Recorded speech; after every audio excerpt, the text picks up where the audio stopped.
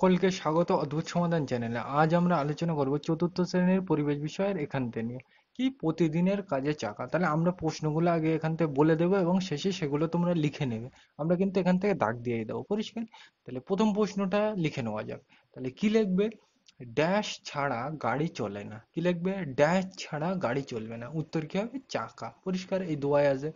বোঝা গেল? তাহলে পরের প্রশ্নে যাওয়া যাক। তাহলে এর পরের প্রশ্নটা লিখবে, এই প্রশ্নটা কিন্তু খুব ইম্পর্টেন্ট, প্রতিবার কিন্তু পরীক্ষা আসে। প্রথমে কি দিয়ে চাকা বানাতো মানুষ? ভীষণ ইম্পর্টেন্ট কিন্তু এটা।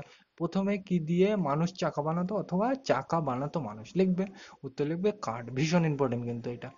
তাহলে পরের প্রশ্নটা লিখবে, মানুষ কিভাবে চাকা তৈরি করতো?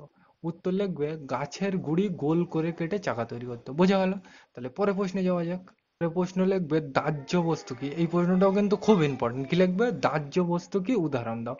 উত্তরটা লিখবে যেগুলিতে আগুন লাগলে সহজেই জ্বলে ওঠে ও অল্প সময়ে পুড়ে শেষ হয়ে যায় তাকে কি বলে? দাহ্য বস্তু বলে। ভীষণ ইম্পর্টেন্ট কিন্তু এটা।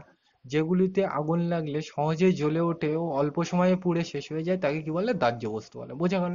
তারপরে প্রশ্নটা লিখবে দহন মানে কি? কি লিখবে? দহন মানে কি? উত্তর লিখবে পোড়া। পরিষ্কার? পরের প্রশ্নটা লিখবে দহন কথাটি কি থেকে এসেছে? কি লিখবে? দহন কথাটি কি থেকে এসেছে? উত্তর লিখবে দাহ্য কথাটি থেকে। পরিষ্কার? এর পরের প্রশ্নটা লিখবে কয়েকটি দাহ্য বস্তুর নাম লেখো। উত্তরে কি লিখবে? দাহ্য বস্তু মানে আমরা কি জানি? যেগুলোতে আগুন দিলে তাড়াতাড়ি জ্বলে ওঠে। কি রয়েছে? খড়। খড় মানে কিন্তু এখানে বোঝাচ্ছে বিজলি। পরিষ্কার? তাহলে খড়, শুকনো পাতা, বিচালি, কেরোসিন, পেট্রোল, বাজি। পরিষ্কার? এইগুলো কিন্তু লিখবে। পরিষ্কার? বোঝা গেল? তাহলে পরের প্রশ্নে যাওয়া যাক। চারপাশে পড়ে থাকা আবর্জনা। পরিষ্কার? তাহলে এখান থেকে প্রশ্নটা প্রথমেই যে প্রশ্নটা আসে যে আবর্জনা কি? আবর্জনা মানে মনে রাখবে আমরা চারপাশে যে সকল তার মানে নোংরা জিনিস ফেলে দিই তাকেই কি বলা হয়? আবর্জনা। বোঝা গেল? তাহলে আমরা প্রশ্নগুলো নিয়ে আলোচনা করি। তাহলে চলো আলোচনা করা যাক। তাহলে প্রথম প্রশ্নটা লিখবে বর্জ্য পদার্থ কি? কি লিখবে?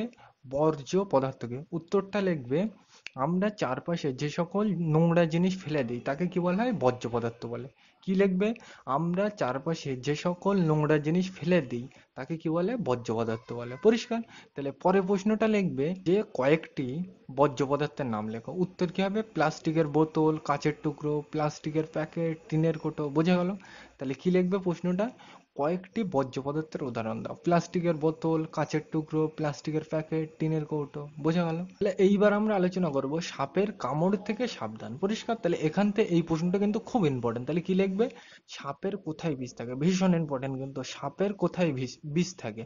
উত্তর কি লিখবে? সাপের দাঁতের নিচে বিষথলিতে বিষ থাকে। বোঝা গেল? তাহলে পরের প্রশ্নে যাওয়া যাক। তাহলে পরের প্রশ্নটা লিখবে একটি বিষাক্ত প্রাণীর নাম লেখো। কি লিখবে? একটি বিষাক্ত প্রাণীর নাম লেখো। উত্তর কি হবে? সাপ। বোঝা গেল? আরো কিন্তু আছে, তো সেগুলো তোমরা ভাববে, আমি কিন্তু একটাই দিলাম। বোঝা গেল?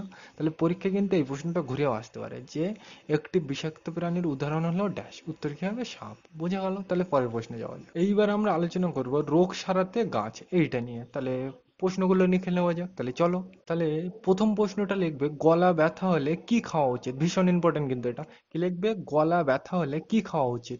উত্তর লিখবে বাসক পাতা, মিশ্রি, গোলমরিচ জলে ফুটিয়ে গরম জলটা খাওয়া উচিত। কি লিখবে? উত্তর প্রশ্নটা লিখবে গলা ব্যথা হলে কি খাওয়া উচিত? উত্তর কি লিখবে? বাসক পাতা, মিশ্রি, গোলমরিচ জলে ফুটিয়ে গরম জলটা খাওয়া উচিত। বোঝা গেল?